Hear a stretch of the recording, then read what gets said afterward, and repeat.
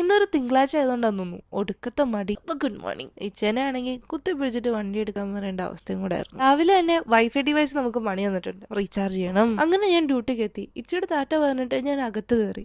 അകത്ത് കയറുന്നിടം വരെ ഇച്ചാപ്പ എനിക്ക് വേണ്ടി അവിടെ വെയിറ്റ് ചെയ്യുന്നുണ്ടായിരുന്നു. അങ്ങനെ ഇന്നത്തെ ജോലിയും കഴിഞ്ഞു. ഡ്യൂട്ടി കഴിഞ്ഞ് സാധാരണ നമ്മൾ ട്രാൻസ്പോർട്ടിലാണ് വരാറ്. ഡോറ് തുറന്ന് അകത്ത് കയറിയപ്പോൾ ലോകാപ്പി നമുക്ക് വേണ്ടി വെയിറ്റ് ചെയ്യുന്നുണ്ടായിരുന്നു. അകത്ത് കയറി വിൻഡോ ഒക്കെ ഓപ്പൺ ചെയ്ത് അലക്കാനുണ്ടായിരുന്ന എല്ലാം കൂടെ എടുത്ത് വാഷിംഗ് മെഷീനിലോട്ട് ഇട്ടു. അതിനുശേഷം കുറച്ച് റെസ്റ്റ് ചെയ്യാൻ വേണ്ടിയിട്ട് ഞാൻ കയറി കിടന്നു. ഇച്ചാപ്പയുടെ ചെയറും ടേബിളും ഒക്കെ കണ്ടപ്പോൾ ഒടുക്കത്തെ മിസ്സിങ്. എനിക്കൊരു ഹെയർ കട്ടിന് പോവാണ്ട്. സോ ഇച്ച താഴെ വന്നിട്ട് വെയിറ്റ് ചെയ്യുന്നുണ്ടായിരുന്നു. ഇച്ചയെ കണ്ടപ്പോൾ ഒരുപാട് സന്തോഷമായി. അങ്ങനെ നമ്മൾ സലൂണിലെത്തി മുടിയൊക്കെ വെട്ടി കഴിഞ്ഞപ്പോൾ നമ്മളെ അറിയാവുന്ന ഒരു ഇത്തേനെ പരിചയപ്പെട്ടു. അവരെയും വീട്ടിൽ ഡ്രോപ്പ് ചെയ്തിട്ട് ഉപ്പാനെയും കൂട്ടിയിട്ട് നോമ്പ് തുറക്കാൻ വേണ്ടി ഇറങ്ങി. ചെറിയൊരു മഴ വേണോ വേണ്ടെന്ന് വെച്ച് പെയ്യുന്നുണ്ടായിരുന്നു. ട്രാഫിക്കിൽ പെട്ട് നേരം വൈകിയോണ്ട് നമ്മൾ ആദ്യം തന്നെ അവരൊരിക്കൽ ഇഫ്താറിലേക്കാണ് പോയത്. പിന്നെ അവിടെ ഉണ്ടായിരുന്ന പച്ചമീനിൽ നിന്ന് നമുക്ക് ഇഷ്ടമുള്ള 2 മീനെ എടുത്തിട്ട് അവർ നമുക്ക് ബാർബിക്യൂ ചെയ്തു തന്നു. ഞാൻ അങ്ങനെ റെസ്റ്റോറൻറ്റുകളിൽ നിന്നൊന്നും മീൻ കഴിക്കാത്തതാണ്, പക്ഷെ ഇവിടുത്തെ മീൻ എനിക്ക് ഇഷ്ടമായിട്ടോ.